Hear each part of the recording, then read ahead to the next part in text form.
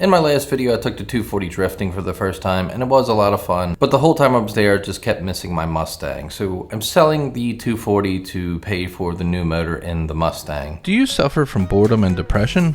Do you have too much money sitting in your bank account?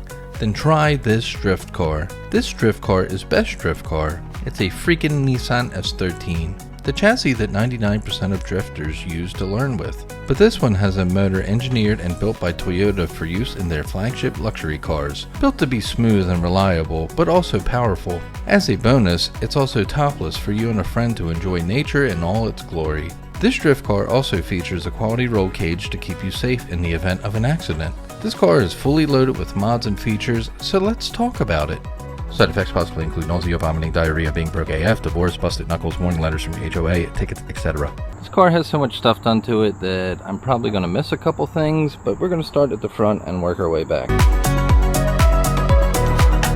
First of all, it has this Duraflex bumper, which is really cracked up. I guess it went off track a couple times, but it's a drift car. If you want to replace that, it's pretty cheap for a Duraflex bumper. You can also buy those KBD ones that are made out of Tupperware or something, and they just fold up and spring back. But I did wind up losing a piece of the center section because I hit a bump on Route 40, and this thing is low, so it does scrape a lot of stuff. So if you buy this car, maybe do the KBD. Underneath of that is a bash bar that has a little piece taken out of it, but it's still a functional bash bar. You can buy bash bars pretty cheap too. Looks like the radiator support might be custom. It's this square stock. It's welded in. It looks like it's done pretty well. All the welds on this car are really nice. It has a Mishimoto radiator with a couple electric fans that are turned on manually, and also these BC Racing brackets. The headlights are just LED bars. They are super bright, a little bit too bright for the street, but they do work. Then you have an open style air filter with a stock 1UZ FE non-vvti. 1UZ was made to go a million miles, like that car that Matt Farah had, and now I guess Tavares owns it. But the 1UZ is a legendary motor. Doesn't seem like there's much done to this one. I do have the cover for this side. I left it open because I was doing some diagnosis when I fixed it, but I do have that cover. Looks like the tubs and the towers are all stitch welded. Again, done pretty well. Definitely a lot of weld time in this car as a whole. There's some aftermarket headers. I don't know if they're custom or what, but they are wrapped and they seem to work pretty well. Definitely a pretty good motor for an S13. Bumpers just held on with tie wraps. For wheels, we have the MB Battles. Front tires are Super Steel Federals. I think Federal makes Super Steels, right? 205/40 R17s up front. They're in pretty decent shape. The rears, which I'm assuming are the same size wheels, I think they're 17/9. The rears are Otsu. I think they're the Mochu Machos. This car has a lot of rear grip, which I was not expecting when I went to the track. Probably could have did better if I put more tire pressure in the rears. I'm used to Mustang grip, which is non-existent. There's no hood prop, but if you need a nice scraper, I'll give you one if you want this as a hood prop. Then you have the vented hood. This is a DFW piece. Looks pretty nice on here. It gives the intake room to clear. Really suits the car well. Not sure who makes these fenders, but it's a pretty cool style. And the side skirts, they look pretty nice on there too. Apparently the rear overs and the rear bumper are supposed to be more expensive pieces because the previous owner did say to try to save this rear bumper. So it must be a pretty decent piece. The roll cage work is done really well. Everything is welded and secure. It's a super tight fit. There is a gusset on the top and also gusseting on the sides. Nothing sticks out too far. A really nice fitting cage. Whoever did this did a really awesome job on it. All the welds are really nice and smooth. Sidebars go pretty low, but still great for protection, and low enough that you can get over top of it, at least with my fat ass. The interior is gutted and everything is sealed in with, I guess, some Por 15 or some sort of Rhino liner. There's a little bit of surface rust here and there, nothing that's rusted through. It's just kind of there. I should probably wipe this out. It would make a better representation for sales, but whatever, I'm in a hurry. The dash has this really cool purple padding on it. I did have to cut it in a couple spots to get the dash out to do some more diagnosis to get the car to work and to get the brake lights to work. Blinkers do not work. Headlights work. Stop lights work. Your running lights for the rear work. And the fuel gauge also does not work. There's an aftermarket temp gauge and an aftermarket tach, which both work very well. The fuel pump and the fan turn on manually.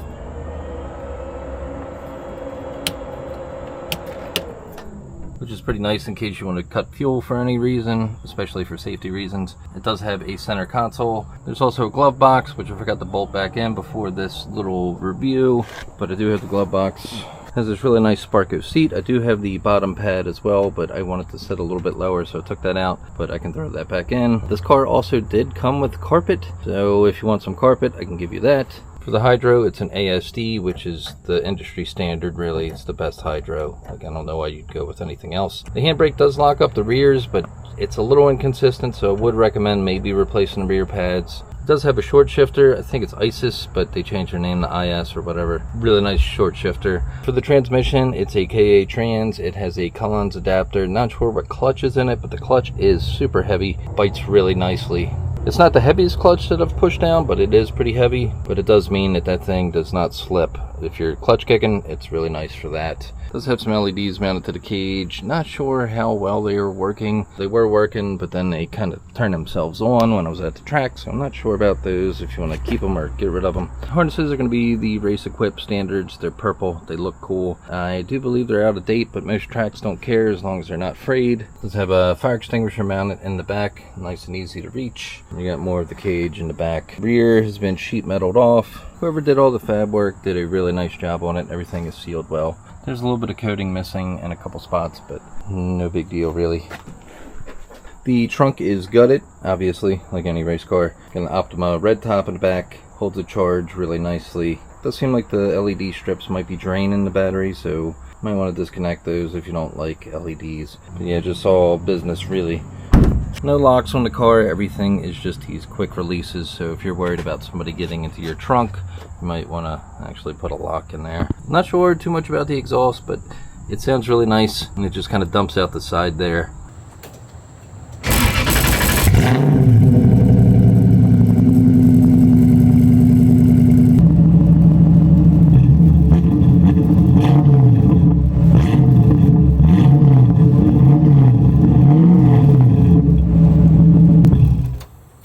In case anybody wants to know what it looks like without the bumper. Bash bar did lose a little corner piece there, but you can find bash bars for these cars pretty easy. So if you want to replace it, shouldn't be too hard. To start this, you have fuel, turn the fuel on.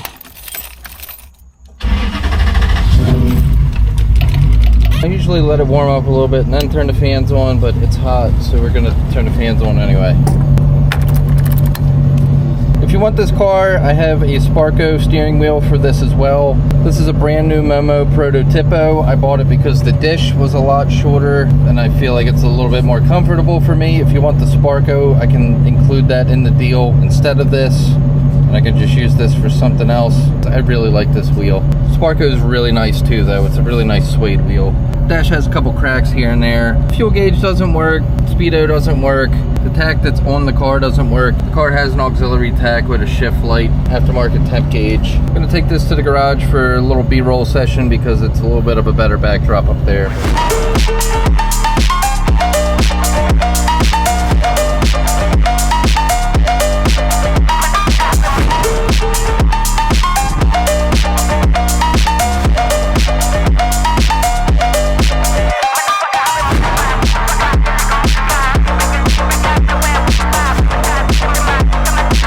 Doors have these nice door cards. There's no glass in the doors, which you don't want for a drift car anyway. The dual caliper setup in the rear has two Z32 calipers, it looks like. The hydro bites a little inconsistently, so I think the system might need to be bled, or the pads might need to be changed out. But it's cool that it has the dual caliper brackets for the rear. The rear diff is welded also, and there's supposed to be full suspension as far as the arms and the rear. A lot of rear grip on this car. Not sure what calipers are up front, but they are very big. I don't know if they're Brembos or what, but it looks pretty big for this car. 5-lug swap, and there's a bunch of GK Tech pieces as far as angle. I did tidy up a little bit of the wiring for the car. A lot of the chassis harness is still there, and also the 1UZ harness from the factory ECU. I do have a spare ECU, which I bought when I was troubleshooting the car. It's probably a good idea to have one of these because they're getting harder to find, so I will throw this in with the sale as well, just in case you ever need it. Also included is going to be a car cover, which is in okay-ish condition, and also 4 drift spares. I don't even know what they are. Some like Infinity G35 wheels, I think. But there's 4 of them.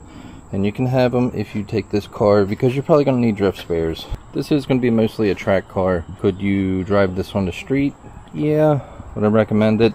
Not really. But it does look cool going down the street, and it does seem to get a lot of attention. I'm not sure if that's good or bad. It seemed like every time I took it out on the street, somebody was revving the crap out of their motor. They're not even near me and they're just revving the piss out of the car. I guess it's a way of waving high. As much as I'd like to keep the 240, I just can't justify having two drift cars right now. I still have the Skyline to paint and the BRoll project, and there's so much other stuff going on. So that's the main reason why I'm selling this car. It's a pretty awesome setup. I know that a lot of love went into the build, and I hope that it goes to a good home. If you're serious about trying to buy this car and you have questions, let me know. But please don't waste my time too much. There's a lot going on at work and other projects and stuff. I'm always busy. I'm too busy. There's not enough hours in the day. You can comment below or DM me on Instagram or Facebook or wherever. Or you can email me, robraybonphotography@yahoo, and I'll try to get back to you as soon as I can. But for now, I'm going to go inside because it's hot and I'm dying. But yeah, that's it for the video. Hope you enjoyed this one. I know it's a for sale post, but still, we'll try to make it semi-entertaining. So thank you for watching, and I will see you soon if